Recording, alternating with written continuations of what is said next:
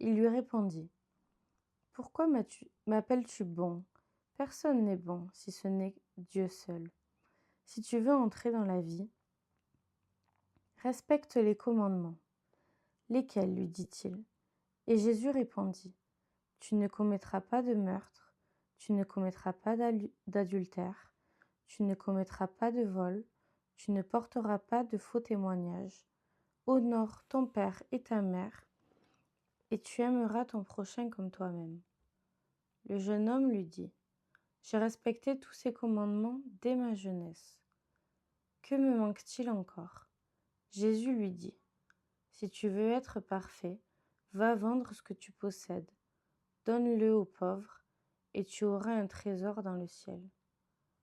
Puis viens et suis-moi. Lorsqu'il entendit cette parole, le jeune homme s'en alla tout triste, car il avait de grands biens. Jésus dit à ses disciples: Je vous le dis en vérité, il est difficile à un riche d'entrer dans le royaume des cieux. Je vous le dis encore, il est plus facile à un chameau de passer par un trou d'aiguille qu'à un riche d'entrer dans le royaume de Dieu. Quand les disciples entendirent cela, ils furent très étonnés et dirent: Qui peut donc être sauvé? Jésus les regarda et leur dit: Aux hommes cela est impossible, mais à Dieu tout est possible.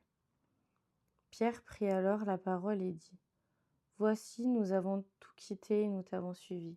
Que se passera-t-il pour nous?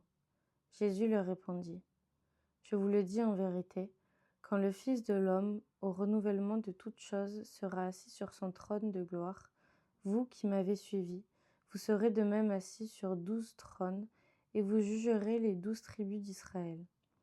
Et toute personne qui aura quitté, à cause de moi, ses maisons ou ses frères, ses sœurs, son père, sa mère, sa femme, ses enfants ou ses terres, recevra le centuple et héritera de la vie éternelle. Bien des premiers seront les derniers, et bien des derniers seront les premiers. Amen. Soyez bénis.